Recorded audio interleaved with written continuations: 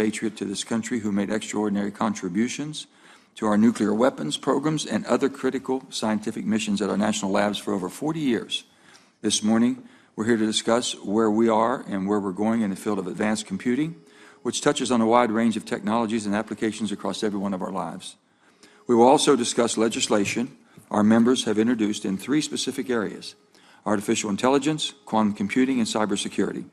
Computing technology is advancing rapidly across the globe, and America must proceed with both ambition and caution, particularly when it comes to our national security and public safety. The DOE has a long legacy in computational science dating back to the Manhattan Project in the 1940s, which relied on computational modeling. Today, the labs currently operate the fastest 2 supercomputers in the entire world. The opportunities that high-performance computing provides are endless. In my state of West Virginia, it was recently announced that a new supercomputer, which is the RIA, will be installed in the city of Fairmont to improve drought, flood, and wildfire predictions and forecasting. Like during the Manhattan Project, we are now engaged in a new kind of technological race, one that requires us to innovate with slimmer urgencies and vigilance. We are watching our adversaries ramp up their investments in advanced computing technologies and even deploy them in battlefields across the world. The chart behind me, and I'm going to keep this chart up too, but I want to explain this chart for you because they went through it. It's really amazing. This is not in dollars and cents, so forget about the amount of money because we don't really have that. What we can tell you has been scientifically proven that this is the authentic things that they have done. That we know that China in artificial intelligence has 37% more capabilities and authenticity in what they've been able to report than what we do at 13. Shows you how far we're behind. Advanced data analytics, 31% for China, 15 us. Quantum computing, we're still ahead, 34 to 15. Machine learning, China. Cybersecurity technology, China. High performance computing, we're still barely, but we're there. And then when it comes down to quantum communications, it shows you the difference. This is where we are, and we know this has been proven, and this is where they're at as far as their capacity and authenticity of what they're doing. Would you all agree on that? Okay, so we'll keep that. We'll not put that chart up over there. We're using published research paper data in place of spending because the U.S. government does not trust how China is reporting their expenditures. As the chart showed, America is at real risk of falling behind to China in this race. And it is becoming increasingly apparent that whoever leads in the development of these technologies will secure the unequivocal lead in scientific and technology innovation writ large. For the United States to maintain our position as a global leader, we must accelerate our efforts. The stakes are nothing short of economic prosperity and national security. Our national laboratories have spent decades building a workforce and infrastructure to answer the challenging questions about how to safely deploy these emerging technologies in a way that sets an example for the rest of the world. While we're proud that our private sector is making incredible strides developing and deploying advanced computing, this does not replace the need for government research and development. Complex societal challenges like advanced manufacturing, nuclear security, and genomics are a few areas of application where there is not yet an established commercial market.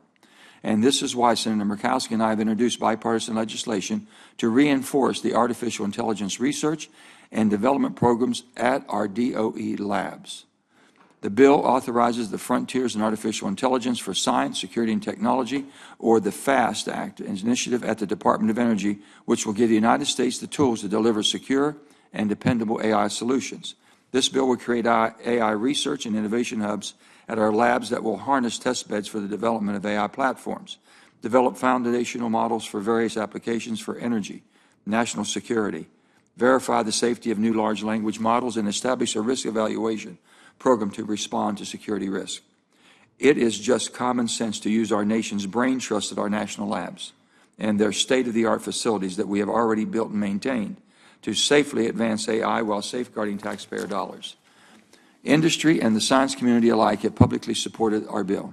I would like to submit for the record the supportive statements of Hewlett-Packard, AMD, Intel, ARM, Micron, and the Energy Sciences Coalition. Without objection, so be it. Let me also reiterate that America will need more energy to meet the growing demand from data centers and the manufacturing resurgence that has resulted from the Bipartisan Infrastructure Law, CHIPS and Science Act, and Inflation Reduction Act. For decades, power demand has been decreasing, but now we are expecting a rapid turnaround this decade. But while demand is increasing, we have 2.6 million megawatts of generation waiting an average of 5 years to connect to the grid. And we're also retiring baseload and dispatchable generation faster than we can replace it. This is unacceptable. If America can't build the energy infrastructure needed to support high-tech industries, companies will choose to take their business elsewhere. We simply must get common sense policy like our bipartisan energy permitting bill enacted, or we'll have squandered this opportunity and really put ourselves at risk. Today we'll be discussing quantum computing, which processes information much more quickly and efficiently than even our fastest supercomputers do today. Senators Durbin and Senators Daines recently introduced bipartisan legislation to reauthorize many quantum programs throughout the Department of Energy. And Senator Durbin is going to be joining us to speak briefly about his bill. And we can't discuss this new era of emerging technology development without considering cybersecurity and broader national security implications. These technologies can serve as assets, but also threats to the cybersecurity posture of the United States. We have seen the devastating effects of a cyber attack on our critical infrastructure, like the Colonial Pipeline attack in 2021 that forced the shutdown of the country's most important fuel pipeline. Last year, I joined Senator Rich in introducing the ETAC Establishment Act, which establishes the Energy Threat Analysis Center at DOE. ETAC will serve as the energy sector's centralized hub in the federal government for cyber information, sharing, threat and response to better defend the U.S. energy sector against cyber threats. We must also pay attention to how we are protecting our scientific program from nefarious actors. We will not outcompete China if they're able to just steal the technology funded by our taxpayer dollars. The CHIPS and Science Act authorized improvements to our research security policies that are already being implemented by the department. But as the threat environment becomes more complex and stakes become higher, much more must be done.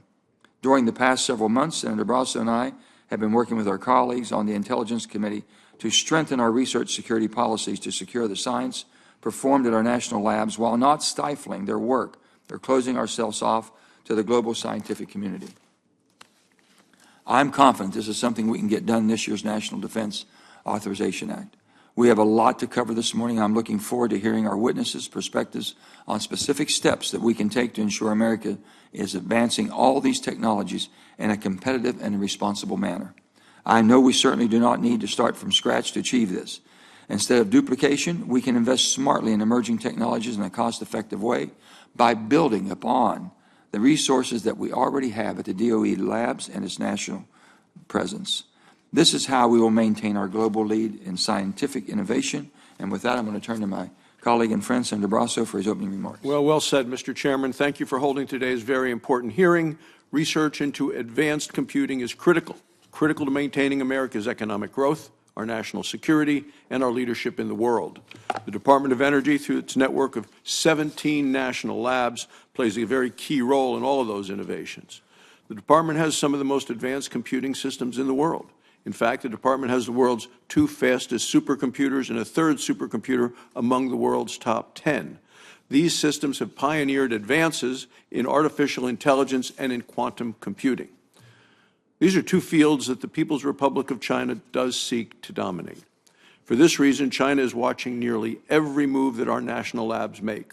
Our labs are under constant surveillance by a branch of China's intelligence network that focuses on science and technology. This branch alone consists of about 100,000 agents. Beginning under Chairman Mao, this intelligence network has supported the development of China's nuclear weapons, its missile, and its satellite programs. And its mission remains the same today: target foreign technologies useful to the Chinese communist regime and acquire them by any means possible. America's open research environment is the envy of the world. It has fostered our greatest scientific achievements. Yet it is a rich target for China and other adversaries. As stated by the National Academy of Sciences, the integrity of research is based on the values of objectivity, honesty, openness, fairness, accountability, and stewardship. Contrast this with the view of China's President Xi Jinping. He recently described science and technology development as a contest to be won. He stated, The initiatives of innovation and development must be secretly kept in our own hands. And whoever holds the key to innovation makes an offensive move, he said, in this chess game, and will be able to take the lead and win the advantage. A 2022 report titled The Los Alamos Club by Strider Technologies is telling. I have a copy of the report here, Mr. Chairman.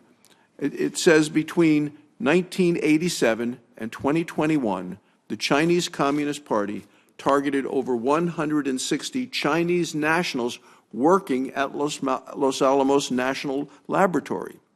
Upon returning to China, these researchers helped then advance key military technologies using knowledge financed by us, by the American taxpayers. Today, thousands of non-U.S. resident Chinese nationals still work at our national labs. And I believe the majority of these foreign nationals strive to further scientific innovation and collaborate in good faith. Make no mistake, they are beholden to an authoritarian regime, and the Chinese Communist Party is ruthless. Some of these Chinese nationals will see no other choice but to support the Chinese Communist Party through theft of American research and technology, because if they don't comply, their families back in China may be punished. Others will be tempted through bribery.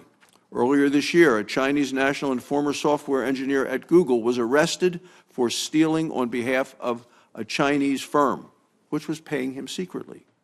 The U.S. Justice Department has charged this individual with stealing software used to orchestrate Google's supercomputers at the cutting edge of machine learning and AI technology. In 2020, Congress required the Department of Energy to devise a study of counterintelligence efforts at our national labs. The department hired MITRE, a government contractor, to conduct this study. In April of 2023, MITRE produced an unclassified report. Upon receiving the report, the Secretary of Energy then decided to classify it. The Secretary reassigned the Director of the Department's Office of Intelligence and Counterintelligence without an explanation. I have asked the Department to declassify the MITRE report and for the Department to come clean with the American people. The U.S. Department of Energy has refused. One can draw many different conclusions from the Department's stonewalling. The Department may simply want to hide its failures from the public, but whatever the reason, it is clear that the Department of Energy and our national labs have failed to take the China threat seriously. Mr. Chairman, we can't let our research and technology fall into the hands of China's brutal dictatorship. The Department must dramatically increase its efforts to protect our research from our adversaries. And Congress must step in if the Department fails to do its job. Thank you again, Mr. Chairman, for calling this important hearing, and I look forward to today's testimony. Thank you, Senator. Now we'll turn to our friend and colleague, Senator Durbin. You want Senator Masto first? No, we'll go to, after you, then we're going to go to the witnesses, unless you want to. I'm going to be very brief. Thank you, Chairman Manchin and Ranking Member Barrasso, for this opportunity, and to all the members of the committee. I won't sit before you today and pretend I am Nobel Prize material for science or engineering. I'm just a liberal arts lawyer. However, there are brilliant scientists in my home state of Illinois. They've given me a crash course in quantum computing. I visited Illinois' two national labs, Oregon and Fermi, many times and seen their extraordinary work.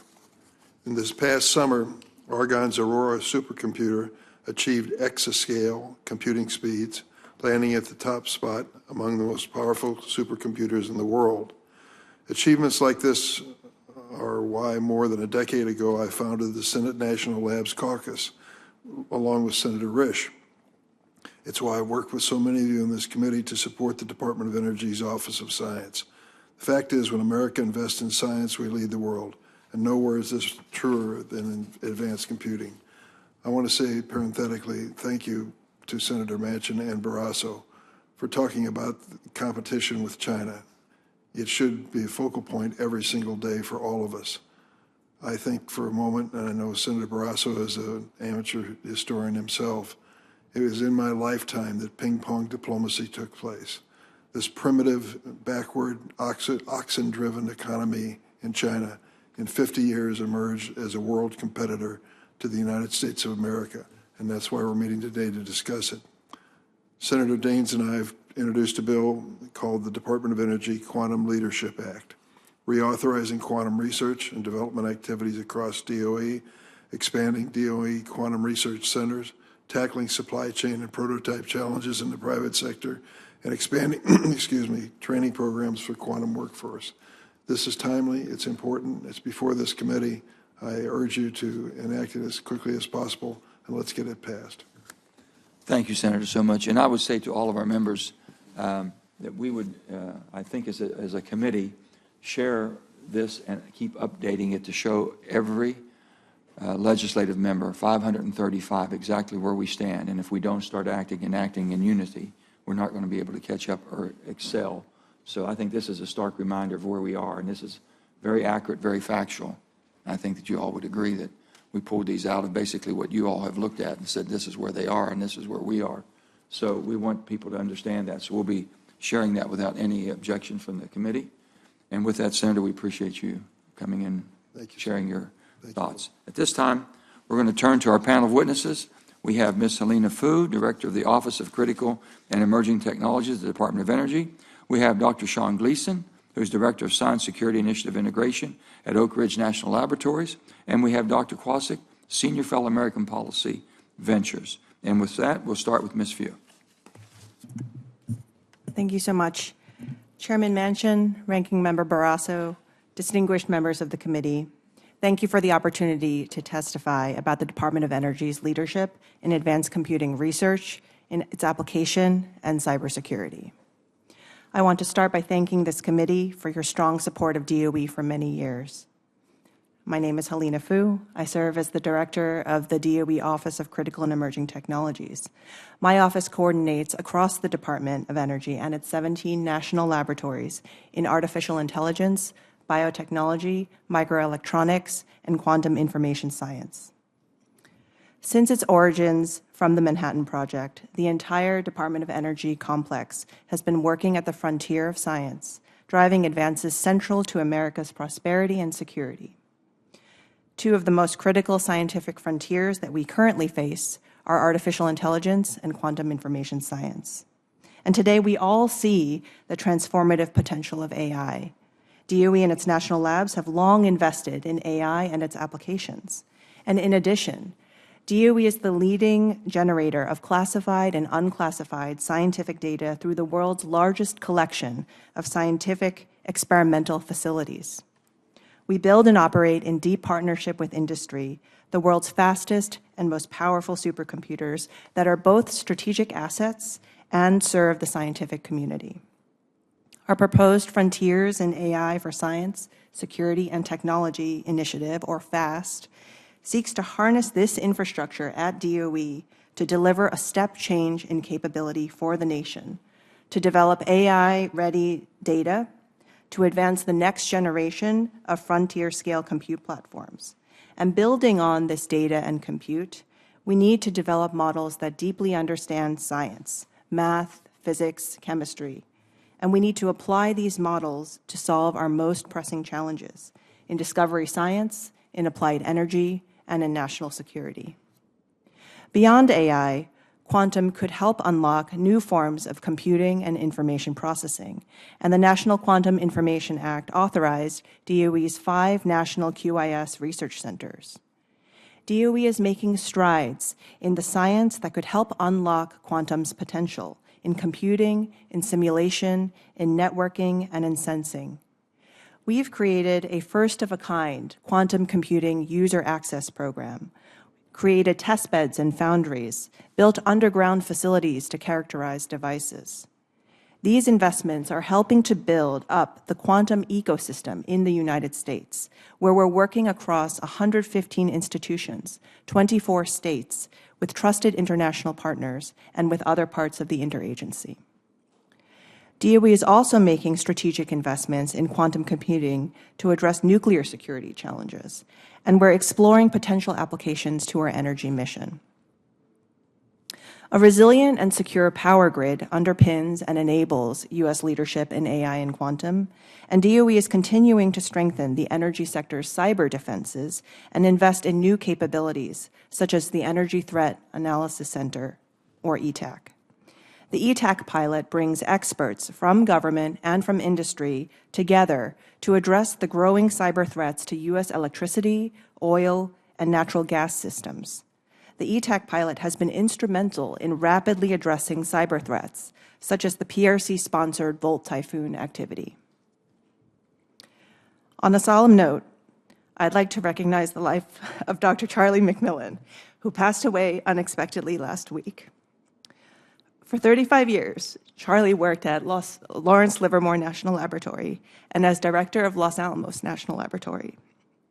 He had recently come out of retirement to work with me and our labs on our AI initiative because he saw how important this was. We and the entire DOE community feel this loss keenly, and our hearts go out to Charlie's family and friends.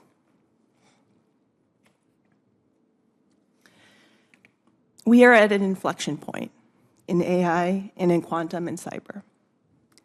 The DOE, with its dedicated scientific workforce, 40,000 strong, our ability to drive mission science through deep partnerships, the ability to work across the entire ecosystem from discovery science to applied energy to national security, we stand ready to do our part.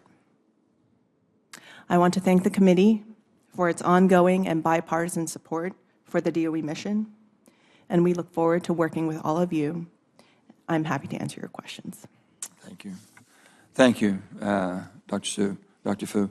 And now we have Dr. Gleason.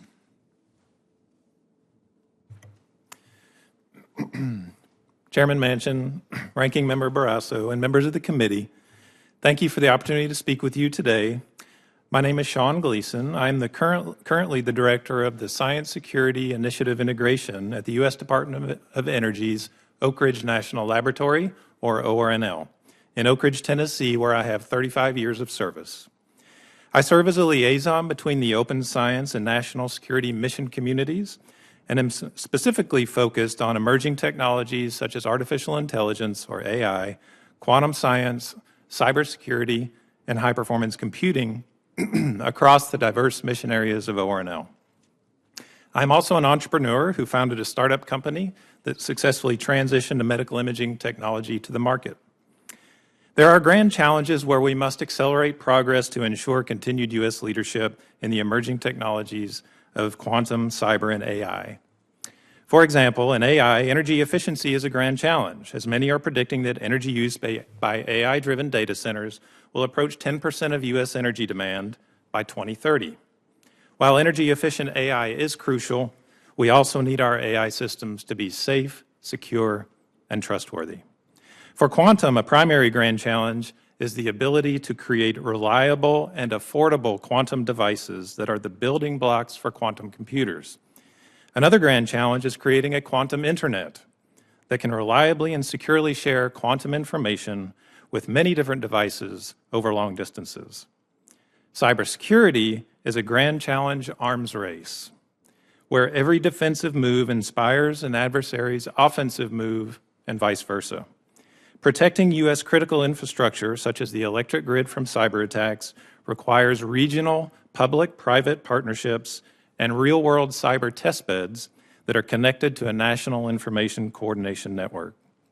Some of the most exciting and critical areas for revolutionary innovations are where the fields of AI, cybersecurity, and quantum intersect with one another. In the fields of cybersecurity and AI is being used to create dynamic, self-learning cyber defense tools that can adapt to the rapidly changing cyber attacks against our nation's infrastructure. AI systems themselves are uniquely vulnerable to a variety of cyber attacks that can manipulate AI into making decisions favorable to an adversary. Adversaries can create public websites filled with disinformation that are automatically scraped for data that can bias an AI model during training. To combat cyber attacks on AI systems, several of the DOE national labs, including ORNL, Los Alamos, Pacific Northwest, and Lawrence Livermore, have created internal organizations to develop cybersecurity methods specifically for the defense of AI systems. The discoveries being made at the intersection of AI and quantum are also powerful, and the scientific community is only scratching the surface. For example, AI is being leveraged to accelerate the development of quantum computers by accelerating the discovery of new quantum materials and generating new types of error-correcting codes for quantum computers. Conversely, quantum computers are being used to speed up AI model training algorithms and to generate realistic simulated data that can be used to train data-hungry AI models. Additional research is needed to capitalize on these opportunities. DOE's national laboratories are also home to powerful experimental facilities that are made available to universities, industry, and other government agencies to conduct cutting-edge research. Thanks to investments by Congress through DOE's Office of Science and the National Nuclear Security Administration, the national labs have deployed the first open science exascale computers. Frontier at Oak Ridge National Lab, Aurora at Argonne, and later this year, El Capitan at Lawrence Livermore. The combination of world-class talent, computing, and experimental facilities positions DOE to lead in AI, quantum, and cybersecurity research. Exemplifying the value of partnerships in quantum, ORNL is currently performing quantum-based secure communication experiments in collaboration with the Electric Power Board in Chattanooga and the University of Tennessee in Chattanooga on their commercial quantum network. To maintain U.S. leadership in AI, public-private partnerships are also critical. For example, ORNL recently partnered with Advanced Micro Devices and Microsoft to develop software that can train a 1 trillion parameter AI model on the Frontier supercomputer.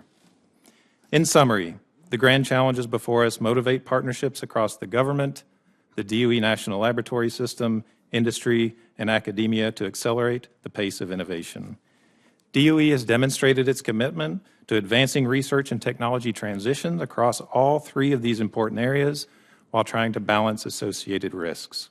Thank you once again for the opportunity to testify, and I welcome any questions you have on these important topics. Thank you, Doctor. And now we have Dr. Kaushik. I must pronounce that correct, Kaushik? Thank you, Senator. Yes, Kaushik. Kaushik. Thank you, sir. And I think I promoted Ms. Fu to doctor, and I'm sure she's capable of that very, very much so, but not quite yet. I'm a little bit early on that one. Okay. She is smarter than I am, for sure. Okay. Chairman Manchin, Ranking Member Barrasso, and distinguished members of the committee, thank you for the opportunity to testify today. We are at a critical juncture in technological history. The People's Republic of China, the PRC, is in an intense competition with the United States, aiming to dominate advanced computing and AI by 2030.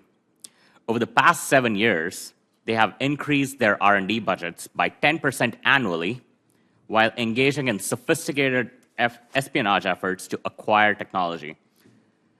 This is not just economic competition. It is a strategic effort to reshape the global order. The Department of Energy and its network of 17 national laboratories and 35 user facilities are our technological vanguard. These institutions have consistently delivered innovations underpinning American leadership, from clean rooms to platforms driving key industries today. The DOE Lab's potential to drive AI innovation is enormous, with applications for national security, energy, and scientific advancement. These breakthroughs, powered by DOE's supercomputing capabilities, could revolutionize areas like material sciences, molecular dynamics, and power grid resilience. This necessitates a multifaceted approach. We must enhance the security of our national lab facilities. We must maximize their operational and scientific capabilities, and we must implement strategic initiatives to attract and retain the talent that wants to come here while removing those who seek to exploit our system. We must foster an environment where our scientists and engineers are encouraged to think big, push the boundaries of innovation, and be confident that their groundbreaking research is safeguarded against foreign exploitation.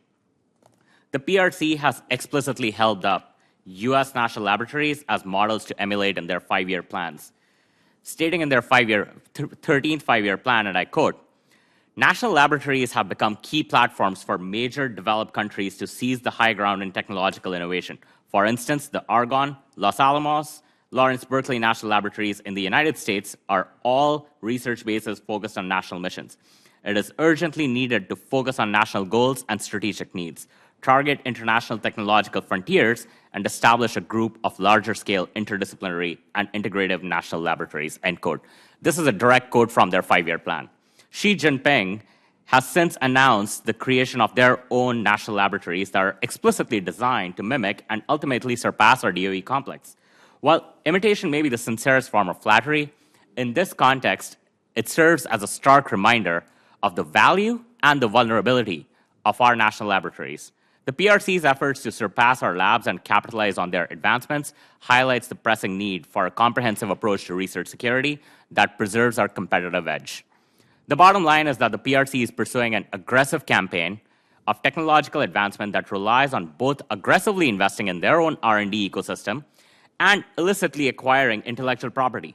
Furthermore, their strategy integrates civilian research with military applications, as evidenced by statements from top Chinese academic institutions, including Tsinghua University, commonly referred to as their MIT. This goes beyond normal competition. It represents a coordinated effort to challenge America's innovation leadership and reshape the global technological landscape in Beijing's authoritarian image. The PRC's legal framework further complicates this picture. Laws such as the 2017 National Intelligence Law compel Chinese citizens and organizations to, quote, support, assist, and cooperate with state intelligence work, end quote. This means that even well-intentioned PRC researchers may be legally obligated to share information with their government, regardless of any commitments made to U.S. institutions. Let me be clear, research security is not about stifling innovation or closing our doors to the world. It is not about and cannot be about targeting individuals based on their ethnicity. It is simply about ensuring that our openness is not exploited to our detriment by our adversaries. The DOE's national laboratories have long been a shining beacon for scientists and researchers worldwide. This is an asymmetric advantage that we have. This global appeal is not just a point of pride, it is a cornerstone of our technological leadership. For instance, 59% of top-tier AI researchers work in the United States, but only about 20% of them got their undergraduate degrees here. Our nation's commitment to freedom, to free speech, to freedom of inquiry, innovation, and scientific excellence has made us the destination of choice for the world's brightest minds. We can and must maintain our leadership in scientific collaboration, but on terms that protect our national interests. We passed several laws. Effective implementation of these remains key, whether it be the research security provisions in CHIPS or in NSPM 33. The path that I've laid out today is undoubtedly challenging and will require sustained commitment and vigilant oversight. However, the alternative, a world where the PRC dictates the rules for transformative technologies, is simply not an option that we can entertain. There's much more that I could say on these matters, but I trust that we'll cover them more fully over the course of this hearing. Thank you for the opportunity to testify, and I look forward to your questions. Thank you. Now we're going to begin our questions, and I'll begin. And it's a pretty, this is for all three of you to think about, but we as senators, Democrat and Republicans, are looking at basically people coming at us, whether it be the CHIPS Act, how we divide our money up, and this and that. I don't want to reinvent the wheel, okay? And I don't want to split the baby. The bottom line is you do what you do. NSF should do what they do. And for some reason, there's a, whoever has what in their state, it seems what things are happening right now.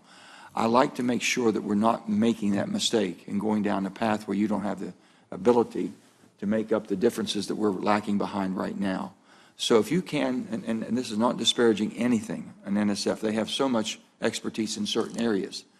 But in the CHIPS Act, and what we've done there, you already have the computing expertise. You already have the investment in the supercomputers and quantum computing and all that. Why would we basically try to reinvent the baby again, the wheel, if you will? So would you all speak in comparison of what you think each one of you all do with our labs versus NSF, and how we can direct more of our attention to make sure that both of you all can meet your full potential? You want to start, Ms. Fu, with you? Sure, I'm happy to speak on this because there's been a lot of discussion in the AI policy world. It makes sense what I'm asking you. What we're trying to... Of course, okay. Yes. NSF obviously plays an extremely important role in the nation's ecosystem. It is focused on workforce development, it's focused on training, it's focused on providing grants to research institutions all across the country. And that's incredibly important, and we need that. DOE's focus is a capability organization. We're a mission-driven R&D agency that is focused on science at scale to solve complex challenges that only can be done by big team science. And so we also work very closely with universities across the country, but we're focused on specific problem sets that we're trying to address. And so I think that the roles of NSF and DOE are actually quite complementary, because the NSF funds researchers that then become part of the AI ecosystem that can come be part of the workforce that is going to help drive the frontier. But ultimately, we do play very, very different roles in the AI ecosystem and the innovation ecosystem. Not to put you on the spot, but did we direct through the CHIPS Act investments towards NSF that basically is trying to recreate what you're already doing? Well, they're certainly working on the National AI Research Resource, and I will say on that, because we recognize the importance of access to compute, I will say this. DOE's supercomputers have been open to the research community.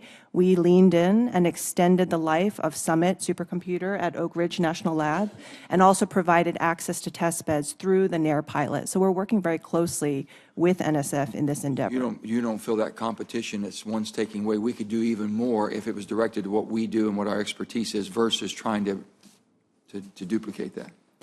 I'll say I'm asking you pretty. we are playing our part in the ecosystem, and I firmly believe they're very, very complementary. Yeah. Dr. Gleason, you want to comment on this?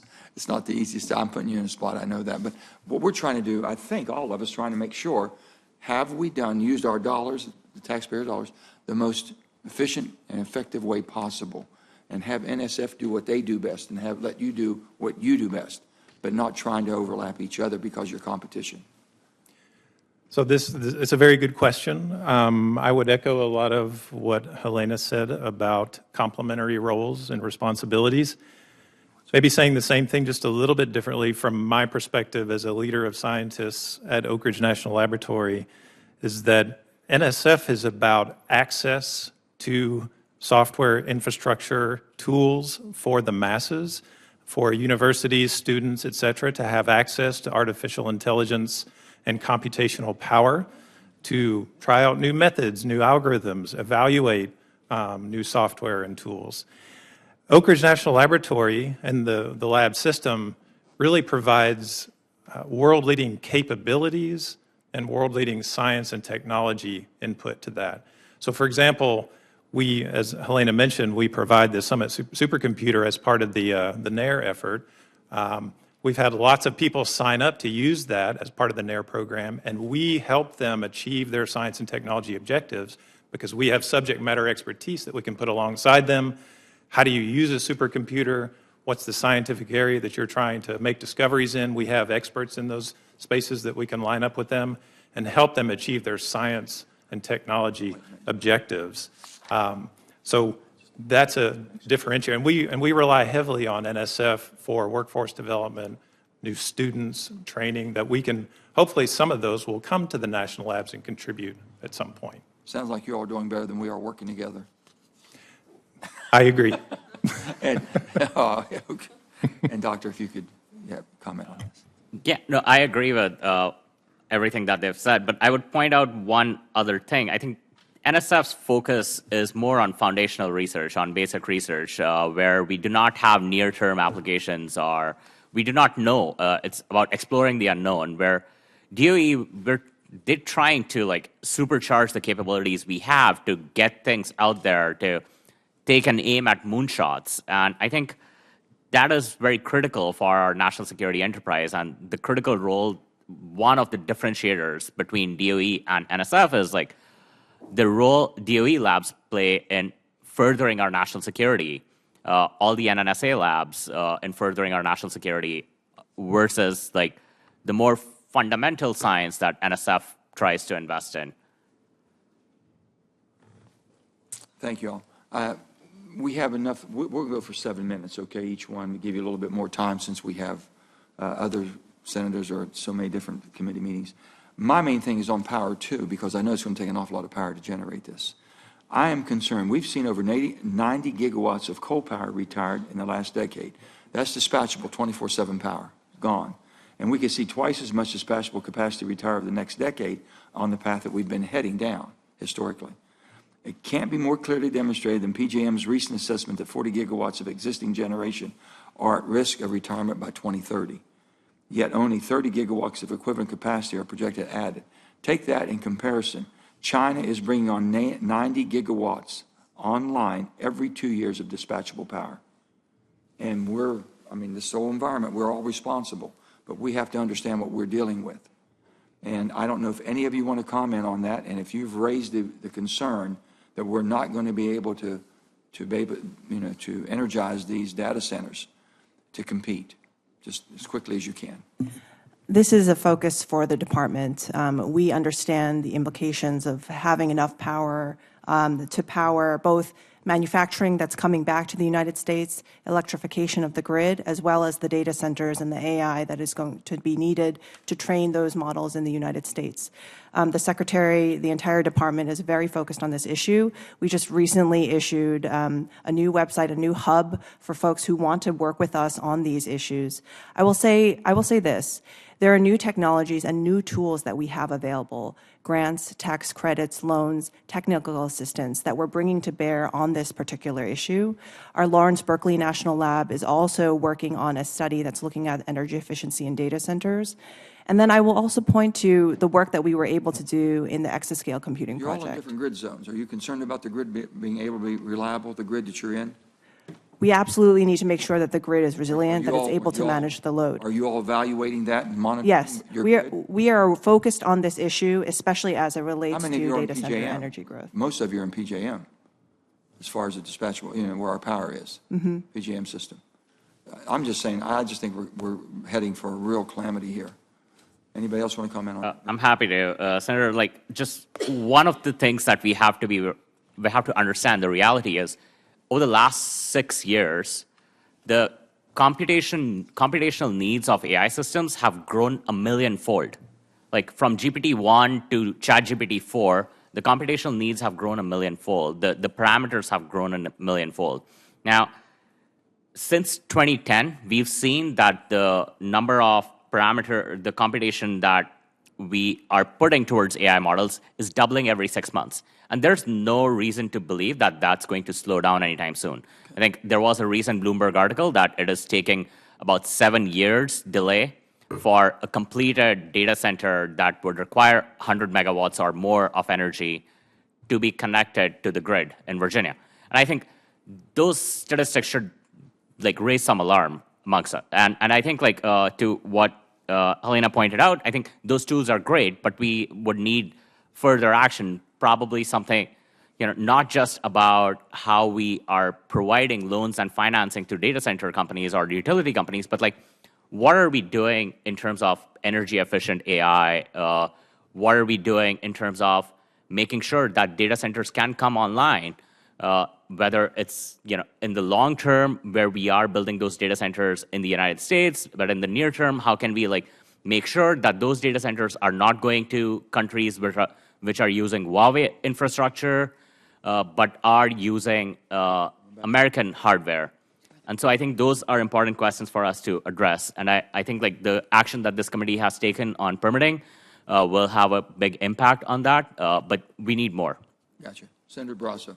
Thanks, Mr. Chairman. Let me stick with you, if I could, Mr. Kaushik. Dr. Kaushik, you're an expert on China's science and technology policy. What unique threats does China pose to government-funded research and development of critical and emergent technologies? I think, Senator, the answer is very clear. They have a targeted effort that we call the civil-military fusion, where even their universities have put out statements saying that all the basic foundational research that they do is towards military gain. Every IP theft case that we've seen, every espionage concern that we've seen, I think all of that is ultimately feeding into their military complex. Now, that plus their legal situation with the national intelligence law or the national cybersecurity law, and all those things are making it more complicated for Chinese researchers to be able to actually act in good faith. Because no matter what commitments they make to U.S. institutions, they're required by law to share all that information with the Chinese government. And I think when they are trying to go after our technology, as you mentioned with regards to a recent espionage case where a researcher was charged regarding data center plans, I think they're going after that cutting-edge technology. they cannot independently replicate it. And so they want to like steal our IP and build it there in short term to be able to catch up. These numbers are not just a mere reflection of their investments in R&D. These are also a reflection of how they've exploited our open system. Ms. Fu, he talked about the targeted researcher for military activities, and if you follow the long history of Chairman Mao, his efforts when he was on Stalin's payroll was to try to get the nuclear weapons, and they fast-forwarded technology to him. When Stalin was attacked during World War II, his goal was to try to work with the United States to get, when the nuclear weapons then became forth, when he thought that Stalin was at risk. I mean, all of the issues have been a militarization of China. So, in 2020, the Hoover Institute released a 169-page report. I know you're familiar with it. It's titled Global Engagement, Rethinking Risk in the Research Enterprise. The report states that a group of universities in China known as the Seven Sons of National Defense, he's tying this into the military, operates as a prime pathway for harvesting U.S. research and diverting it to military applications. Can you please explain why the department still collaborates with researchers at the Seven Sons of National Defense? So I'll say research security is an issue that I have long thought about, and the department has been extremely focused on since the Manhattan Project. I personally worked on research security policy in the last administration at the Office of Science and Technology Policy. So this is an area that is critically important for our continued national competitiveness. DOE, as a government agency, we do not have any bilateral ongoing cooperation with Seven Sons institutions. We are aware and very clear-eyed about the risks of China's military civil fusion policies, and that's why we have a managed research environment within the fence lines at the DOE National Labs when it comes to our science and technology risk matrix, the foreign national access screenings that we do, as well as our ban on foreign government-sponsored talent recruitment plan participation. So Dr. Kaushik, you mentioned the Seven Sons of National Defense in your testimony. What's your opinion? Should the department just cut all ties along these lines, or is there further? Certainly. I think no researcher being funded by any taxpayer dollars should be collaborating with any researcher at Seven Sons of National Defense. So what are several things that the Department of Energy could do better to protect advanced computing research? I'm so glad you asked that question, because I think there are a lot of things that the DOE has been doing that are ahead of the curve compared to other agencies, and in fact, have to give them credit for that. They recently released implementation guidance for the National Security Presidential Memorandum 33 by the OSCP. DOE is already implementing things that are ahead of that. Now, what more can we be doing? And I think this doesn't just apply to DOE, but like broader research ecosystem. I think we need to increase transparency here, right? We must be more forthright with the researchers about the concrete risks to our national security. Currently, we just often present like vague warnings or hypothetical scenarios of illicit technological transfer, which is insufficient to convey the gravity of the situation. These are researchers and scientists. These are generally well-intentioned people who are analytical, who want to see more evidence to be able to see what the stakes are.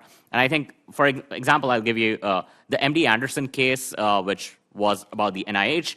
They provided a clear example of security breach where an email explicitly directed the transfer of privileged information. And that letter was published openly. So I think such concrete examples are more persuasive than generalities. The other thing I would say is we need to clearly delineate basic research environments, or research environments more generally, right? We need to reassess the classification of basic research. We need to establish clearer boundaries between open and secure environments. Now, for example, in the Air Force Research Lab in Rome, they have a facility outside the gate to interact with universities and others, whereas everything behind the gate is doing secure research. Now, DOE does a lot of that at a lot of labs, but that needs to be the practice. That needs to be the norm. It is not clear to me why NSF-funded hypersonics research, for instance, is considered basic research. I would be all for having basic research open if it was truly basic research. But that is not basic, and I think that is something that we need to clarify. And then I would say that very specific to DOE, we need to strengthen the protection of commercially relevant technologies. Now, a critical area that requires our attention is this protection of research that is conducted in partnership with commercial entities. National labs and universities frequently engage in projects with significant commercial value through mechanisms like strategic partnership opportunities or user facilities agreements. Now, current policies, whether it be the NSPM 33 or even the CHIPS Act, they do not adequately address the security concerns associated with these public-private partnerships. We need to develop more comprehensive guidelines and authorities to manage these partnerships effectively to ensure proper safeguards there. And I think this, again, extends beyond DOE facilities, but also to universities that are collaborating with major technology and pharmaceutical companies. Great, thank you. Mr. Chair, my time has expired. I just wanted to comment on the last question you asked about the disposable power. Right. And, I'm sorry, dispatchable power. The magazine The Economist says that kind of since the Paris Climate Accord has taken down, the U.S. has taken down about 150 gigawatts of coal-related power. China and India, 250 more gigawatts on. Why do they need it? Because of the technology, the AI, all of those things. New York Times says 5 years from now, the amount of energy that we're going to need in this country is equal to adding an entire new California to the grid. Why? Because of this very reason. So we seem to be woefully behind in our ability to produce the power that we're going to need and are taking down right now power that can be used and needed because of the attacks from the environmental communities. But we need to be very clear-eyed about what's happening globally and what China is trying to do in terms of trying to become the military, the economic, and the technological superpower of the world. So thank you, Mr. Chairman. Thank you.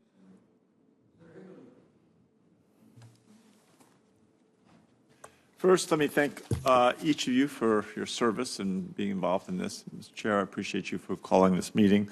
Let me start, Dr. Kaushik.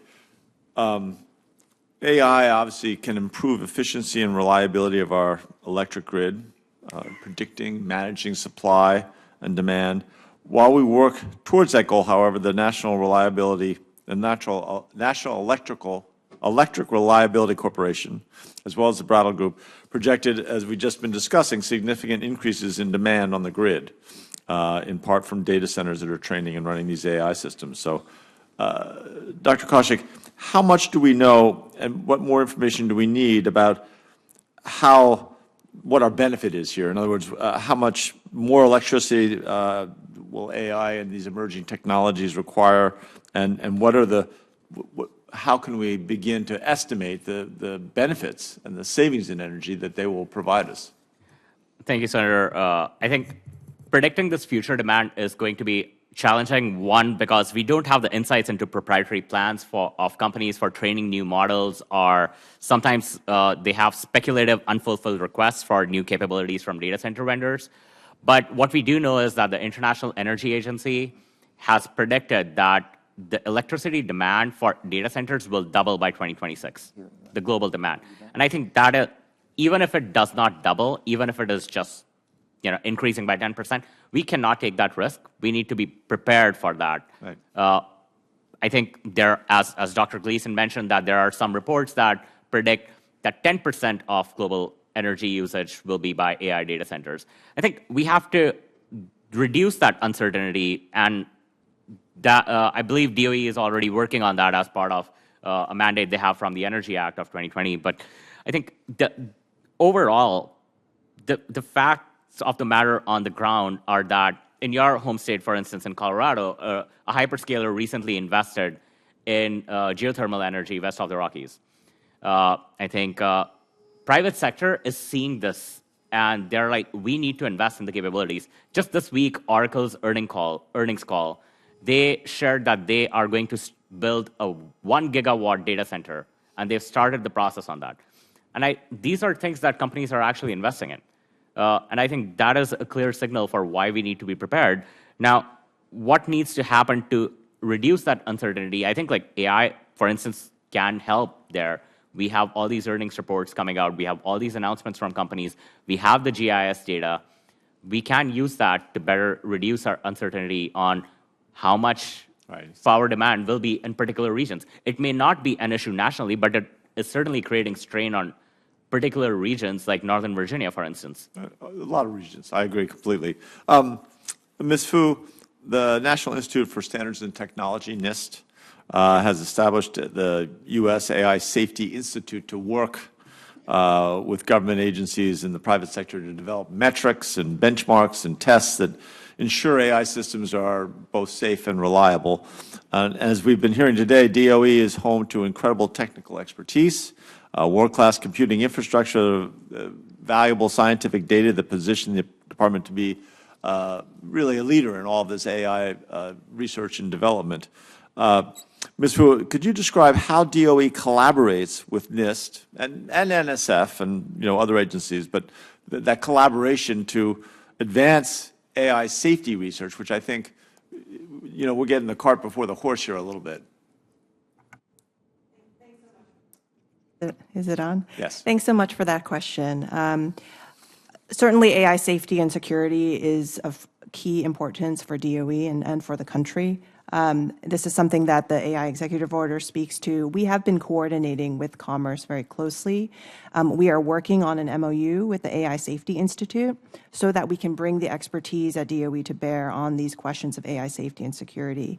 One thing I will note is that our National Nuclear Security Administration has been focused on this issue even before the issuance of the AI executive order because of how important it is to our mission.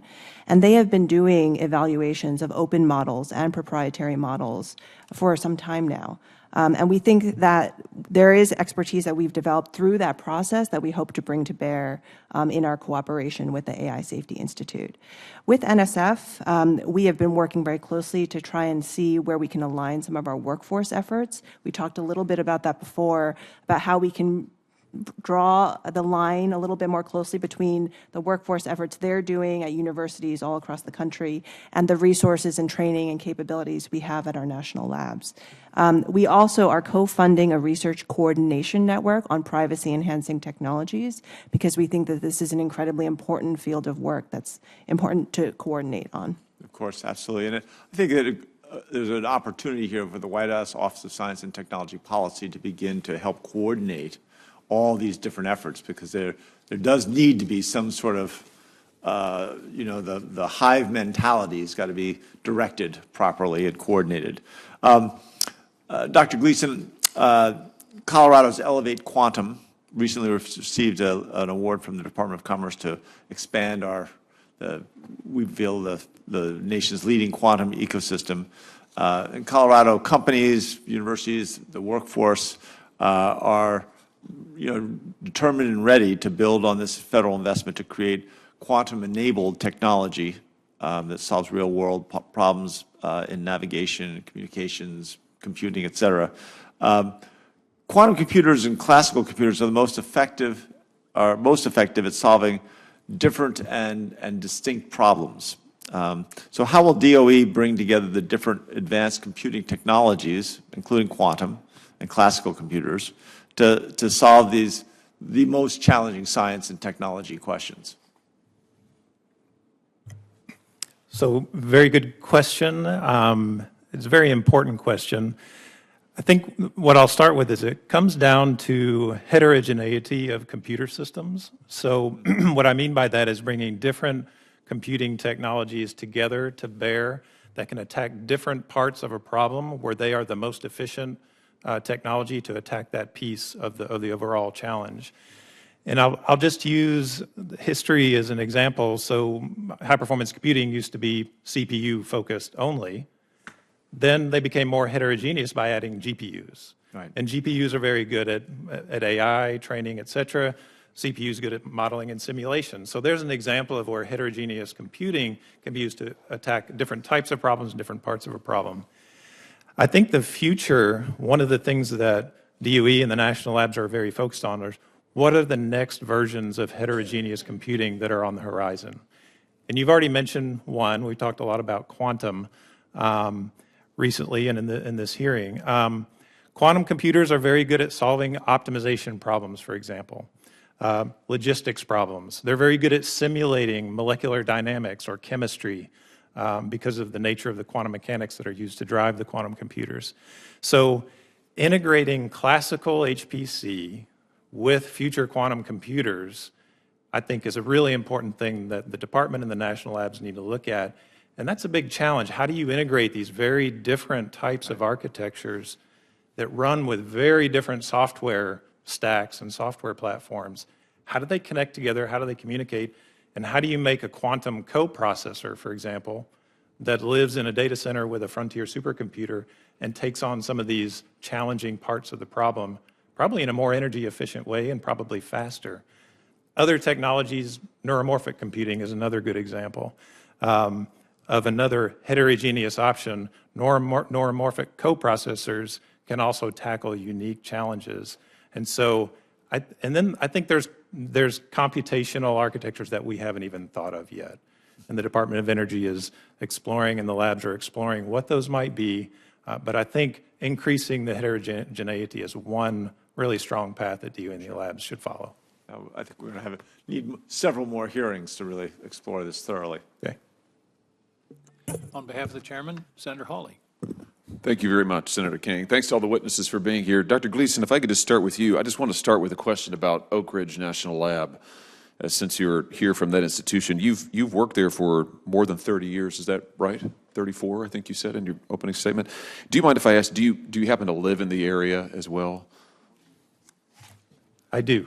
Here's why I'm asking. You're probably familiar with the role of Oak Ridge in the Manhattan Project, I bet. Is that fair to say? I am, yes. Could you just give us, for the benefit of those who are watching the hearing, could you just give us a thumbnail sketch of what Oak Ridge did for the country, to the extent that you know it? It doesn't need to be detailed, but just give us a synopsis, what Oak Ridge did for the country during the Manhattan Project.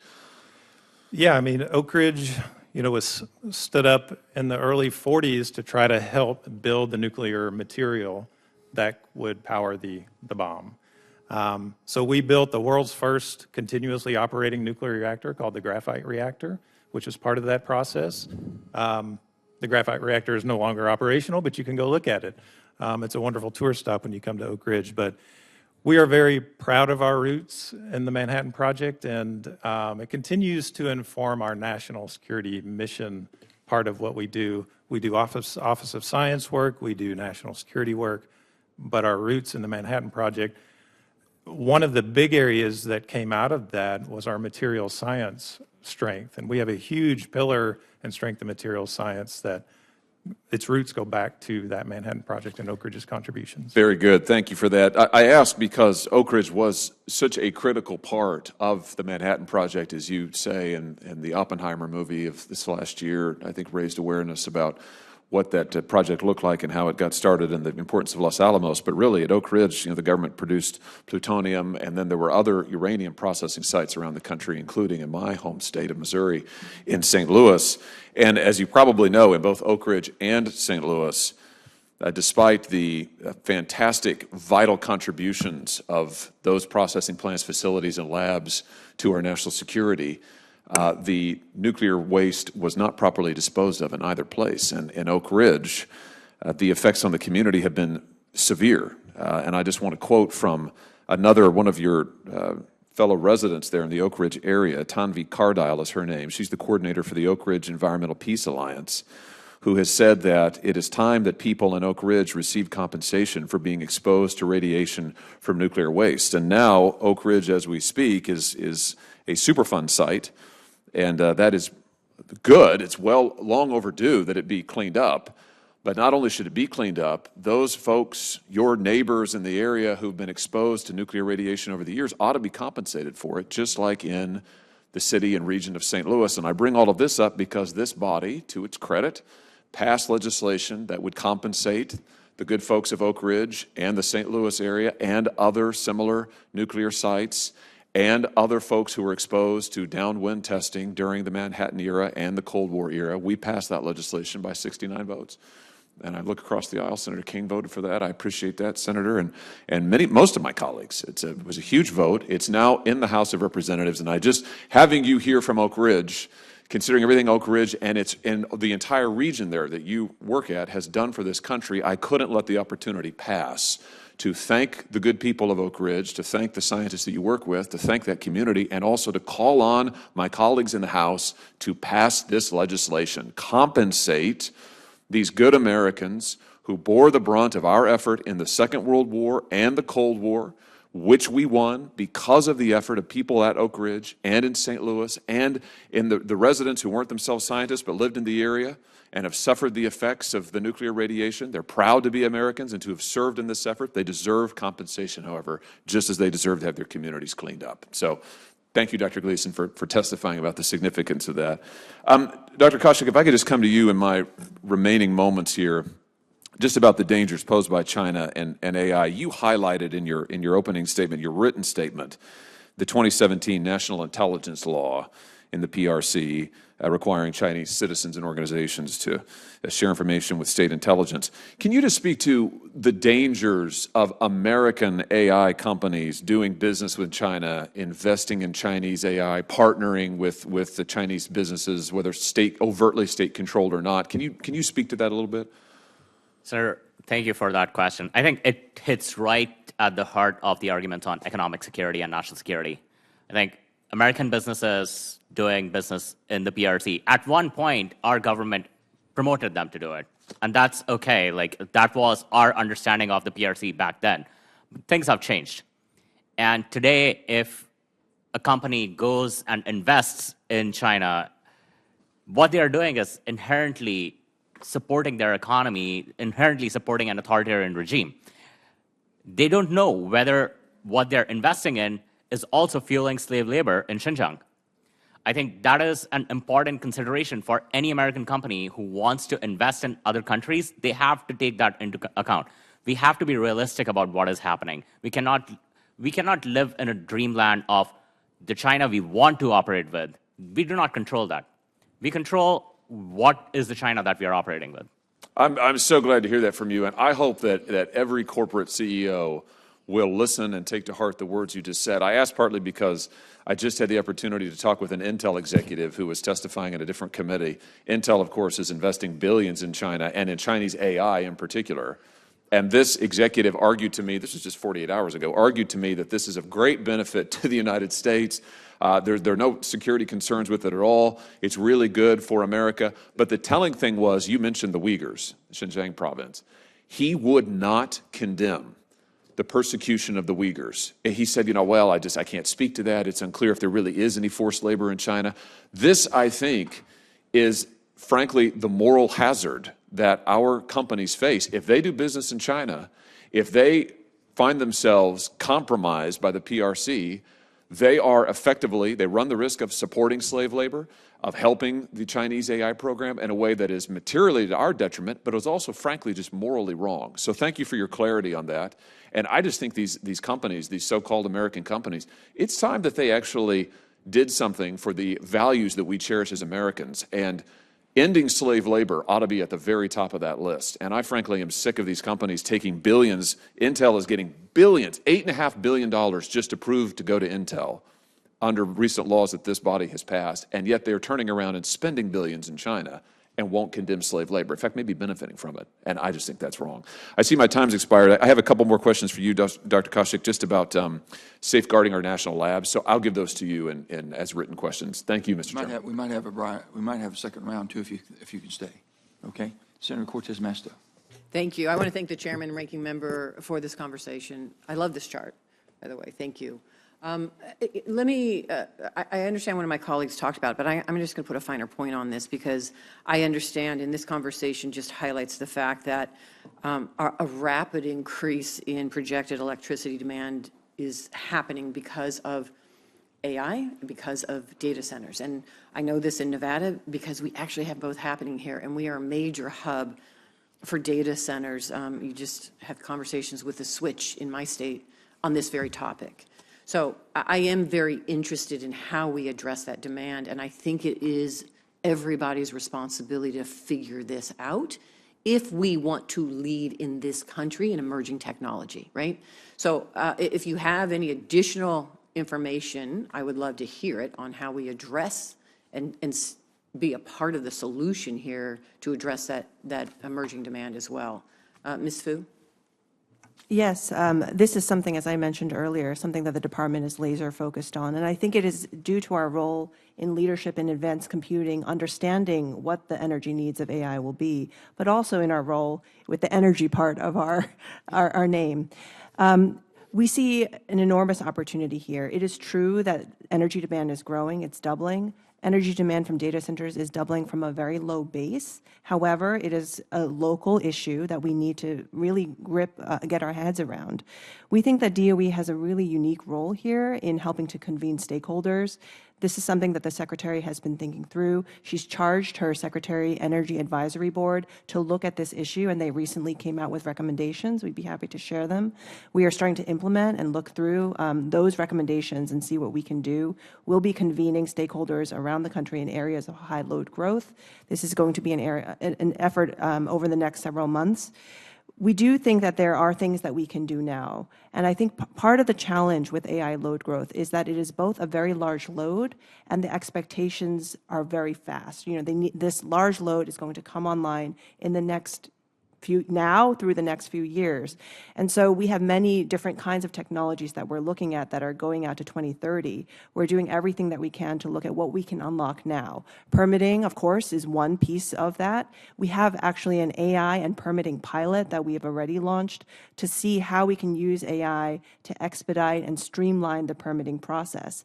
And one of the things that we've been able to do is to take the entire corpus of NEPA documents, which normally go in a huge binder and get put on the shelf, and make them AI ready, digitize them and make them available to the entire scientific community and to industry to develop new tools to help with this process. But we know that there's near-term needs, mid-term needs, and longer-term needs, and DOE is focused on all of those. And I know you are, because of your footprint in Nevada, by the way, and so thank you. My only ask is, and you talked a little bit about, you invite industry in to have them part of the solution. I talk with the CEO of Switch regularly, and I just talked to him about this issue. They have ideas. Yes. Right. And so they should be part of this discussion. Absolutely. Nevada is a perfect place to have this discussion because of DOE's footprint, but also there is this nexus between energy and water and the challenges we have there. There is also in Nevada a large footprint just of the federal government that should be partnering with state, private sector in figuring this out.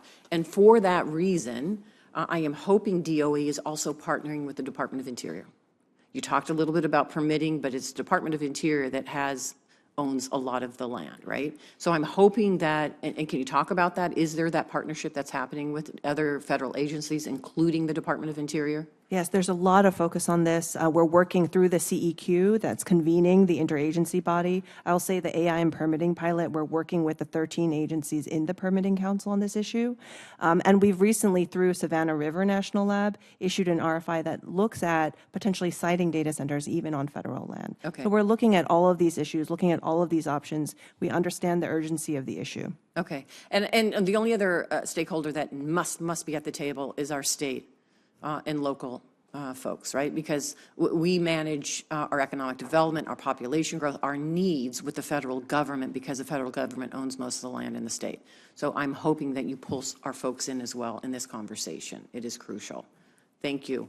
You talked a little bit about workforce that we need for the future. What else should we be aware of here in Congress that we have to focus on, particularly for that workforce of the future that is going to kind of lead and be a part of these emerging technologies? Anything that we didn't talk about that I need to know or we need to know? Happy to take that on. I think, Senator, that is an incredibly important question that is at the heart of this competition.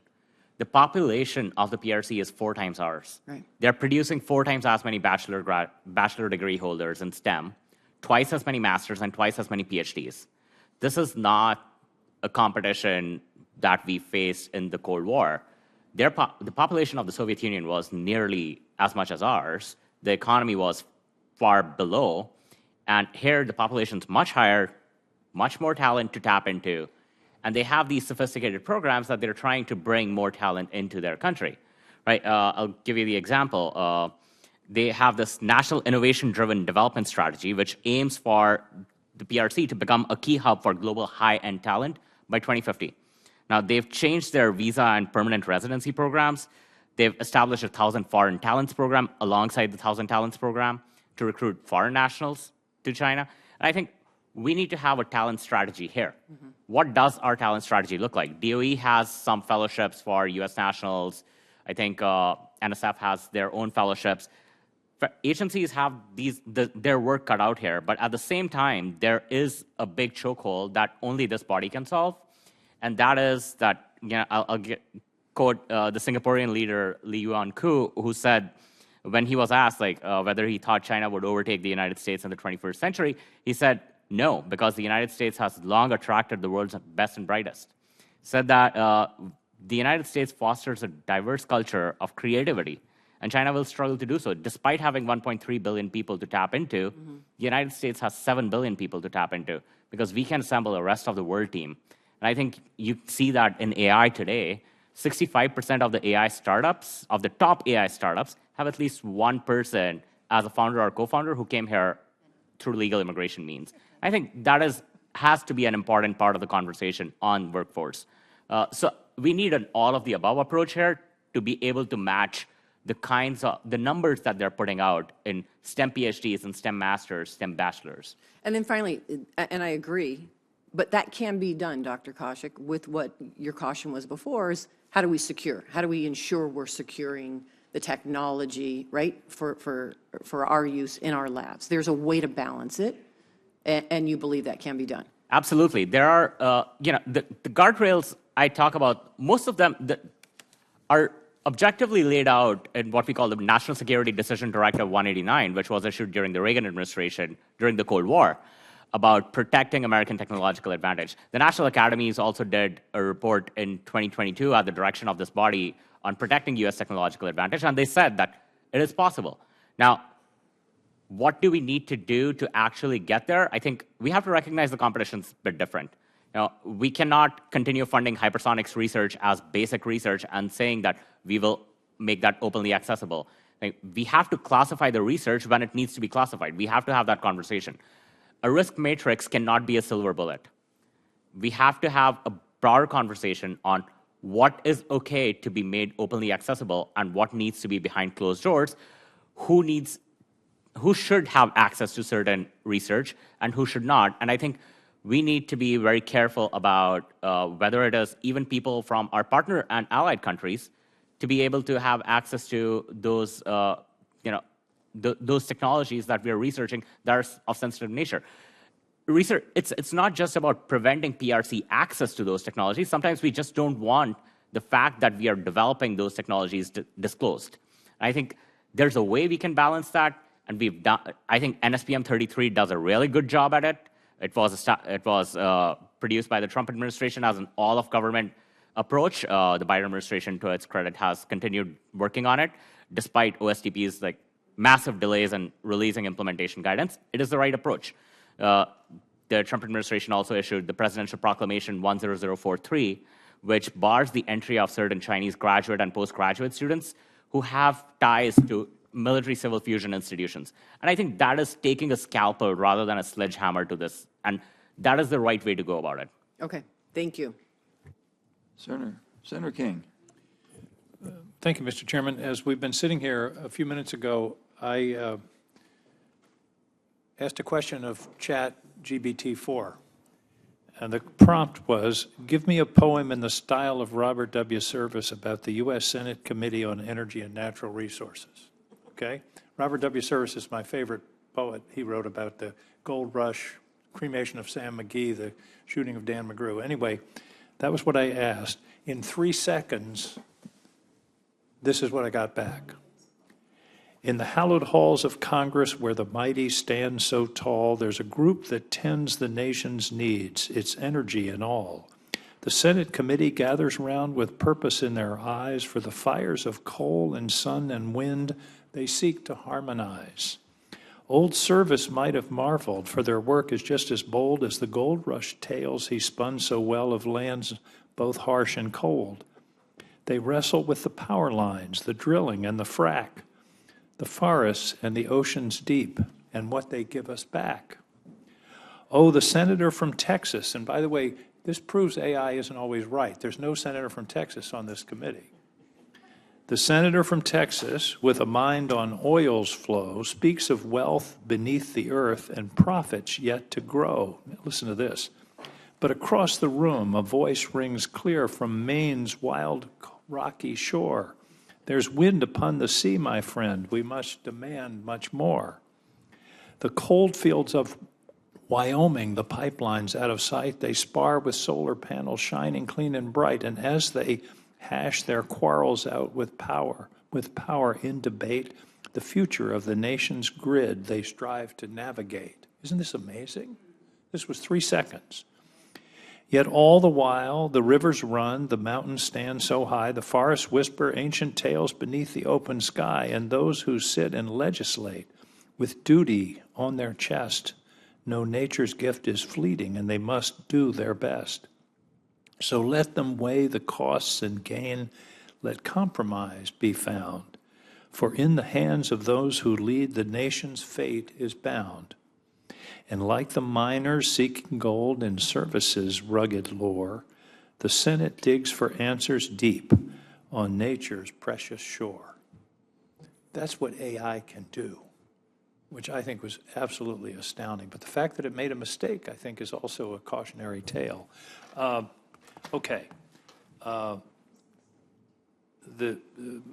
Barrasso was talking about the electricity issue and the coming problems, and that's one of the reasons we're supporting, I don't know if you know, but 2 weeks ago we reported out a comprehensive permitting bill in order to unleash the power, particularly of renewables, because without transmission, we're not going to have those resources.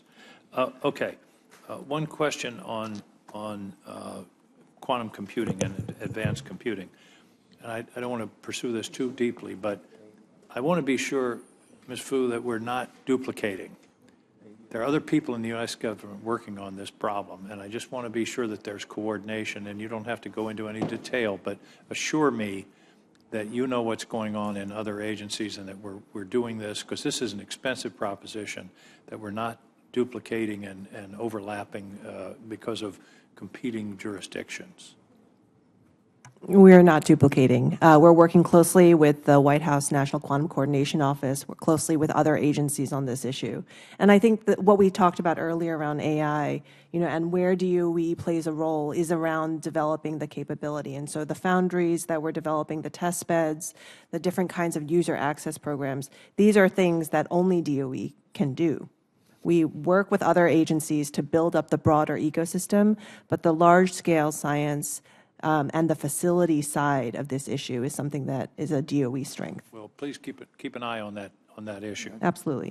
And in the context of this committee, are there ways that AI can assist us in the more efficient allocation of power, the more efficient running of the grid? There's a lot of inefficiency on the grid today, and we're developing what are called GETs, grid enhancement technologies. I think that a complex system like the grid, and by the way, we need to distinguish between power and the grid, between capacity and the wires. But can AI be helpful to us in more efficiently managing the grid? It can, and I think just taking it back to the poem that you wrote with ChatGPT earlier, I think that's a really good example. ChatGPT and all of the commercial large language models were trained on human-generated information off the entirety of the internet.